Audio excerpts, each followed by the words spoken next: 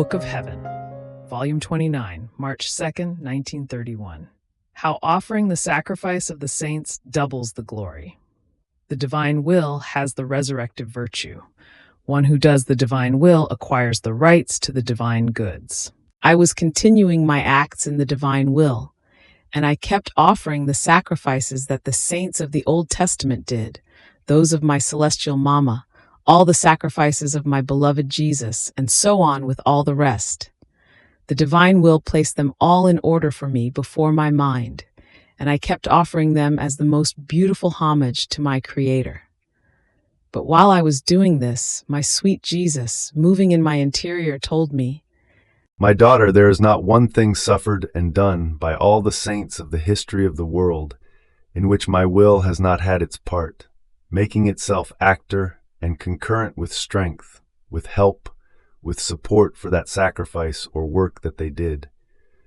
Now the soul, by offering them to God as homage of glory, calls back the memory of that sacrifice and work.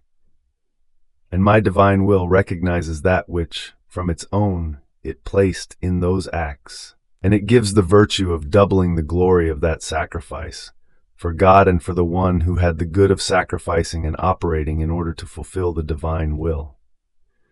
True good never ceases, either in heaven or on earth. It is enough for a creature to remember it and offer it, that the glory in heaven is renewed, and the effects of that good descend upon earth for the good of creatures. Therefore, the life of true good is not subject to dying. In fact, who is the life of my church? Who nourishes her and acts as her teacher, if not the brief course of my life down here?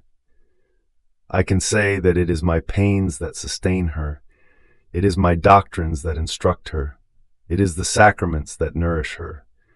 So all the good that I did not die, but remained with the fullness of life, and life that vivifies, preserves, nourishes, and grows continuously, and gives itself to whomever wants it. And as the creature remembers, she already places herself in relationship with my goods, and as she keeps offering them, they redouble to give themselves to her, and I feel the glory of what I did for love of creatures being redoubled. More so, since one who operates divine will acquires the resurrective virtue. As the soul keeps doing her acts, her offerings in it, my fiat runs to place in them the seed of light, and its light possesses the virtue of rising in each instant and act. It seems like the sun, which rises for each little plant, for each flower. In fact, it does not give the same thing to all. As if it were rising for each one, it gives one effect to the little plant, one color to the flower, and distinct colors one from the other. Such are the acts done in my divine will. They expose themselves to the rays of my divine sun, and receive from it the seed of light, which makes rise in each active creature such varieties of beauties and distinct colors. And one act calls for another to rise. So one who lives in my will, with the resurrective seed of my light, gives me always new things, and is always in act of rising again continuously in the love, in the glory, and in the very life of her Creator. Then I continued my acts in the divine will. I wanted to embrace everything in order to place in each created thing my adoration, my love, my gratitude to the one who had loved me so much and had created so many things for love of me. And my sweet Jesus added, "Good daughter, for one who lives in my divine will and operates in it, the love of my fiat is so great in seeing the littleness of the creature going around in all created things, to place in them her little acts, to say that she not only loves this divine will, but wants to recognize all its acts as many pledges of love. Love makes more love arise, and my will gives the rights to the soul in the divine goods. So, each act that the creature does is a right that she acquires in the properties of her Creator.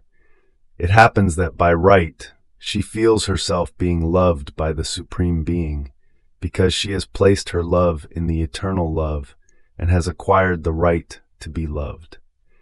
The love of the creature and the divine love have fused together, and, on both sides, they feel the right to love each other. By right she enjoys the light of the sun, By right she breathes the air, drinks the water, feeds herself with the fruits of the earth, and so with all the rest. And oh, the great difference of one who takes with rights the divine goods. This one can be called a daughter, while the others can be called servants. And the creature with these rights gives us the love of our child, love of disinterest, love that says true love. Therefore live always in my will, that you may feel within yourself and enjoy all the love of the divine paternity.